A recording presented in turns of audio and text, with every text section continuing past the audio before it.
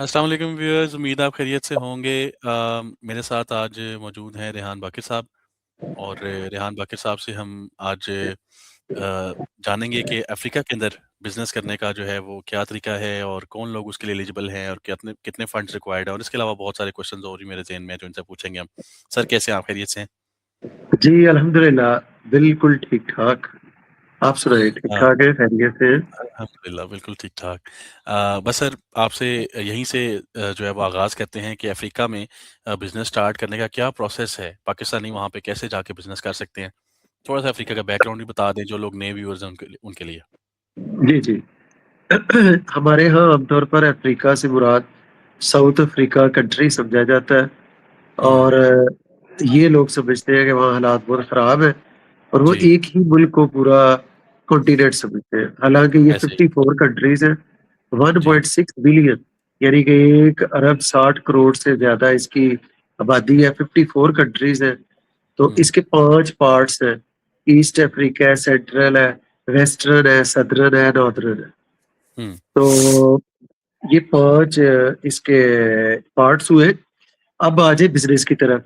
तो बिज़नेस में नुमान साहब इसमें ना एक ही चीज़ कॉमन है कि हम विज़िट वीज़े जी। पे जाते हैं, जाके कंपनी फ़ॉर्म करते हैं, उधर बैठे ही मीन्स के आपकी कंपनी रजिस्टर हुई, तो आपका जो विज़िट वीज़ा है, वो जनाब कन्वर्ट हो जाता है बिजनेस इसमें वीजा।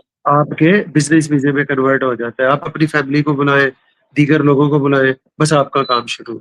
मतलब आपको वहाँ से आने की ज़रूरत नहीं है। आपका बैंक अकाउंट खुल गया, आपके सारे चीज़ें शुरू हो गई, सारे प्रोसेस शुरू हो गए।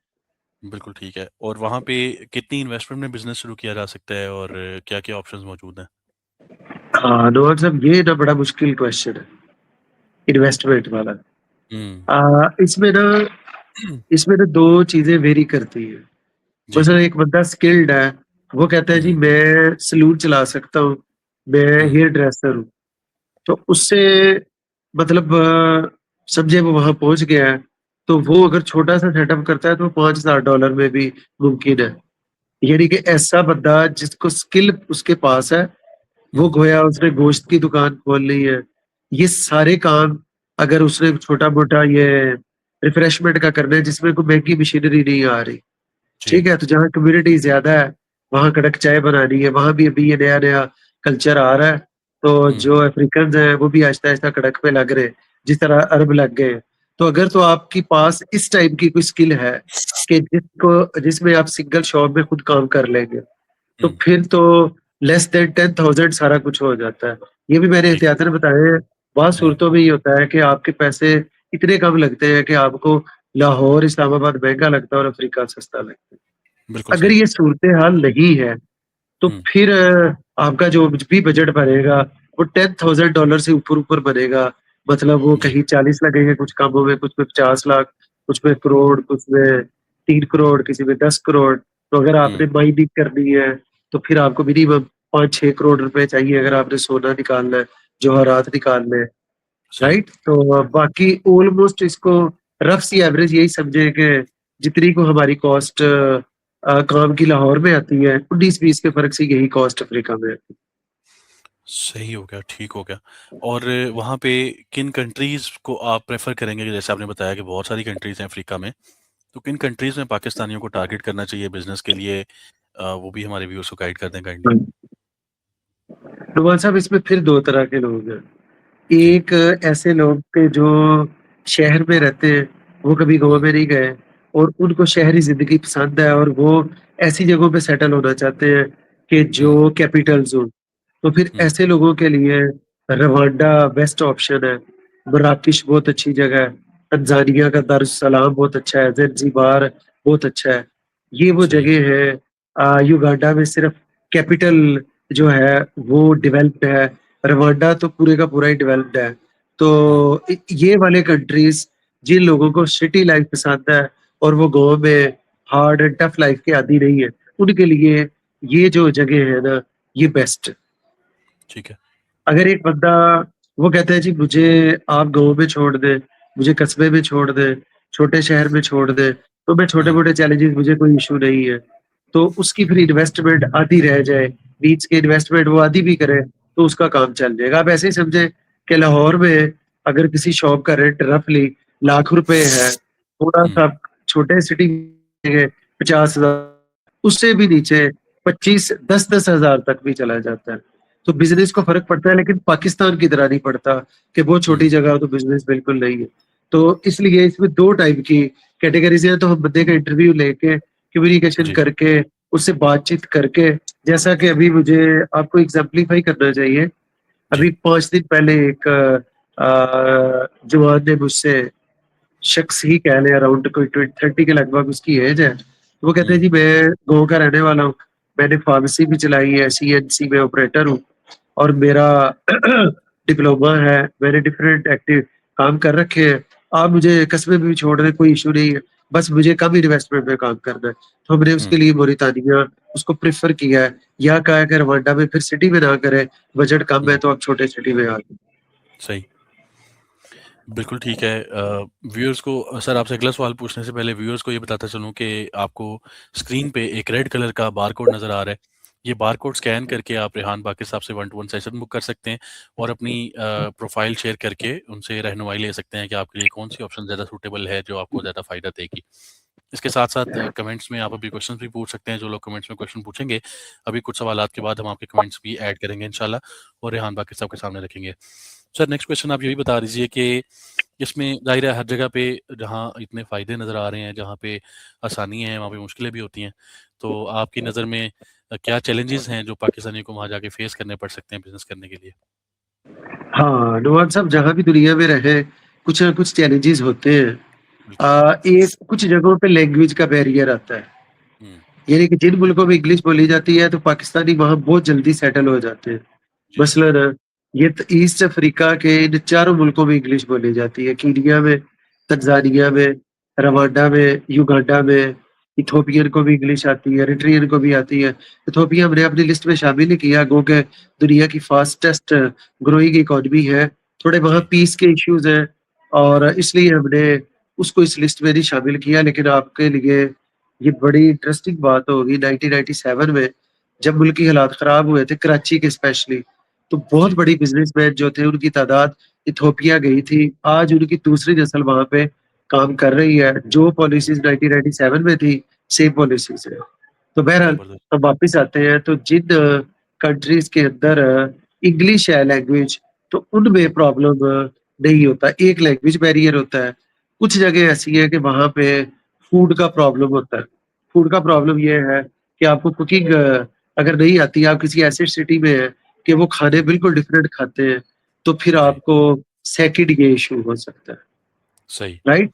तो ये 2 बड़े इश्यूज़ होते हैं और बाकी सारी चीज़ें आपके लिए पॉज़िटिव है, बाकी चीज़ों में कोई ऐसा प्रॉब्लम नहीं होता। हाँ, कुछ अरबिक स्पीकिंग कंट्रीज़ हैं, उनमें ये होता है कि वो बेनिफिशियल इस वजह से है कि जो लोग गल्फ़ में हैं, अगर वो हुँ, गल्फ़ से जाते हैं, तो उनके लिए ये आसानी है कि उनको अरबी ऑलरेडी आती है, तो वो अगर ऐसे कंट्रीज़ को चूज़ करते हैं, तो बड़ी आसानी से, और कल्चर भी ऑलमोस्ट, अरबी की बात करें तो वो 100 नहीं तो कुछ 70-80% अरबों वाला ही कल्चर होता है।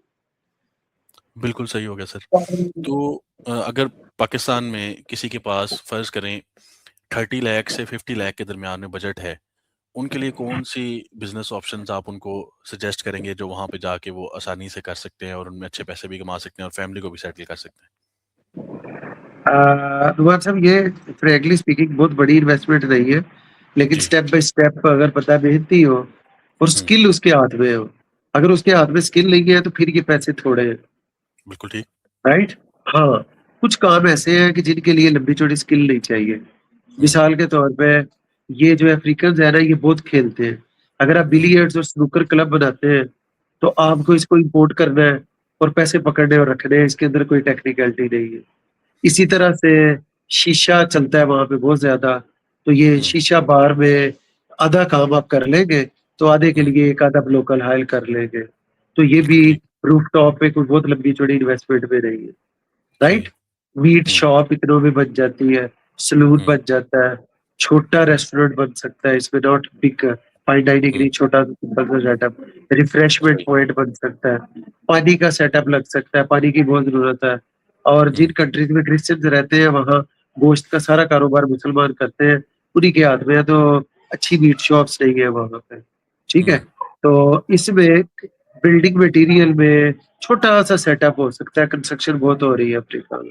तो ये एक सही। लंबी लिस्ट है कामों की, कोई समझे अगर हम काउंट करें तो मोर देन 100 बनते हैं। हुँ।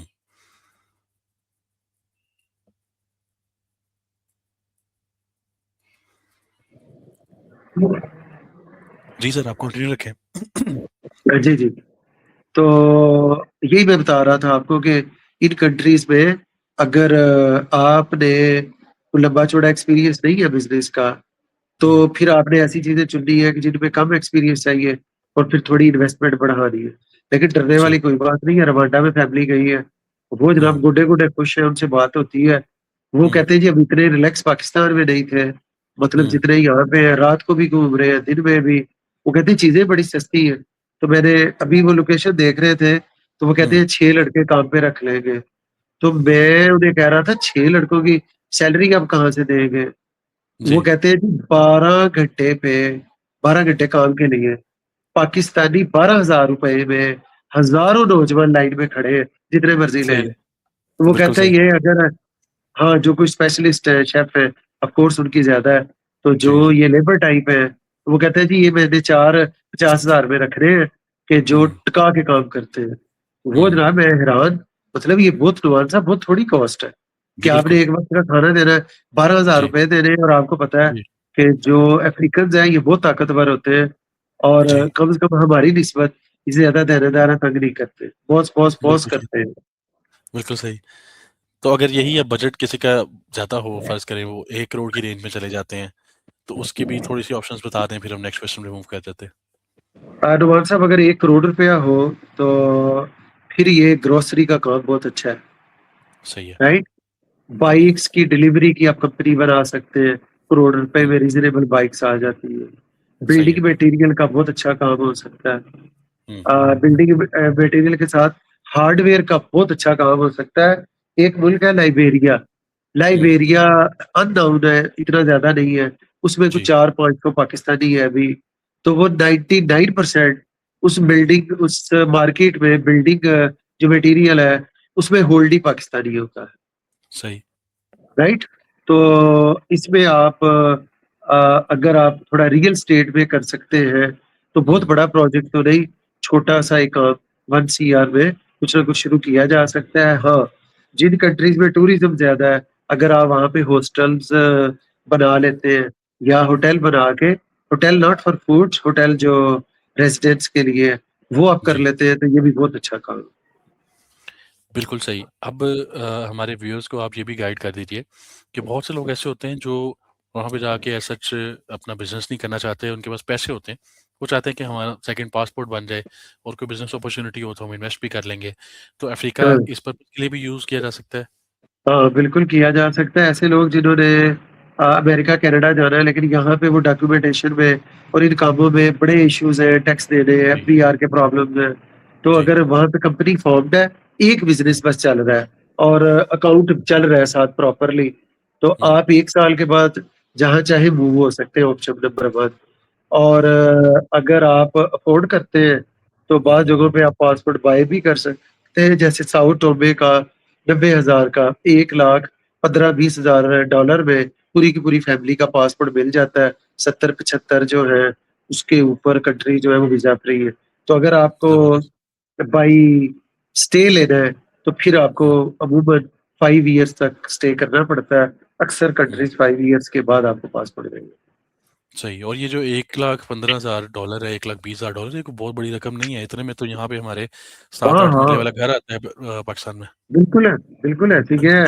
ये मतलब जिन लोगों को वो कनाडा, अमेरिका जितना ताकतवर तो नहीं होता वो पासपोर्ट, जी, लेकिन पाकिस्तान से वो मच बेटर है, उनकी गुडविल अच्छी जी, है।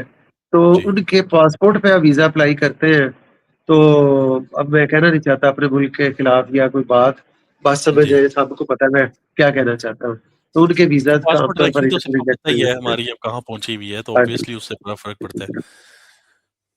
बिल्कुल सही हो गया सर। तो ऑलमोस्ट हमारी 15 मिनट की वीडियो बन गई है आज बिज़नेस इन अफ्रीका के ऊपर। तो अगर आप कोई आखिरी पैगाम व्यूअर्स को देना चाहें, व्यूअर्स जो है ना वो जो भी कमेंट्स भेजेंगे उनको हम फिर नेक्स्ट वीडियो में एंटरटेन कर लेंगे इंशाल्लाह। ठीक हो गया। नुमान साहब बस पैगाम यही है कि अल्लाह करे गल्फ़ के हालात ठीक हो जाएँ, लेकिन अभी तक की सूरत-ए-हाल ऐसी है कि बार फिर जंग छिड़ जाती है। तो हुँ, समझदार जो लोग हैं ना, वो टाइमली तैयारी करते हैं, जो लोग गल्फ़ में मौजूद हैं, वो भी मुझे यकीनन सुन रहे हैं। तो लेकिन पाकिस्तानियों की माज़रत से बड़ी गंदी आदत है, जब तक बिल्कुल दरवाज़े बंद नहीं होते, ना आगे रिसर्च करते हैं, ना आगे वर्किंग करते हैं। तो 2-4 जी। बिज़नेसमैन हैं गल्फ़ में, उनको कहा, तो वो सारा कुछ अल्लाह पे डाल देते हैं। जब कोई शख्स हुँ, अल्लाह पे डाल दे, आप फिर खामोश हो जाते हैं। तो हाँ, जो बिल्कुल, इंसानी बिल्कुल, प्लानिंग है, वो दरमियान से फिर निकल जाती है। तो समझदार बिल्कुल। जो लोग हैं, वो जब सिचुएशन देखते हैं, तो वो कम से कम विज़न हाँ, कुछ ना कुछ कंपनी फ़ॉर्म हो जाए, उनकी वहाँ प्रेज़ेंस हो, तो वो मतलब छोटी-मोटा सेटअप शुरू कर दें, करवा दें, कोई इन्वेस्टमेंट कर लें। तो ये है कि अफ्रीका में अभी कोई अच्छी अपॉर्च्युनिटीज़ हैं, इनको अवेल किया जाना चाहिए, ना कि ये कि आप कहें कि अफ्रीका में कुछ नहीं है, वो खुद भूखे मरते हैं, ये पुराने ज़माने की बात है। आज का अफ्रीका आपके पाकिस्तान से बहुत आगे, आप सोच भी नहीं सकते। बिल्कुल ऐसे ही राइट? है। उनका हैप्पीनेस इंडेक्स, बाकी गुर्बत की जो है 20-30% लोग, 40% लोग, वो आपके अपने मुल्क में आधा मुल्क पॉवर्टी लाइन से नीचे है, हद्द इफ्लास से नीचे। तो जी, आपके अफ्रीका में ऐसे 5 या 7 ममालिक होंगे कि जो पाकिस्तान जी हाँ, पाकिस्तान से ज़्यादा गरीब है। बाकी आपसे उनके हालात अच्छे हैं, इसलिए अपनी मिसकंसेप्शन दूर करें। अफ्रीका आपसे बहुत अगले लेवल की चीज़ है, तो इस मिसकंसेप्शन से निकल जाएँ। बिल्कुल हिम्मत सही करें और नारा मारें। बिल्कुल सही सर और इसी तरह जैसे आपने गल्फ़ का ज़िक्र किया, बहुत बड़ी तादाद में पाकिस्तानी वहाँ पे जॉब करते हैं। तो मैं आपसे गुज़ारिश करूँगा कि जो हम नेक्स्ट सेशन करें, उसमें आप जॉब होल्डर्स के लिए अफ़्रीका में क्या अपॉर्च्युनिटीज़ हैं, इस पे हमारे व्यूअर्स को गाइड करें। और व्यूअर्स जो आज हमारा सेशन देख रहे हैं, आप लोग हमारी प्रोफ़ाइल्स को लाइक ज़रूर कर लें, ताकि आप लोगों को जब भी लाइव सेशन हो उसका नोटिफ़िकेशन आ जाए और उसमें आप शमूलियत इख्तियार करके अपने क्वेश्चंस भी पूछ सकें और साथ में रहनुमाई भी ले सकें।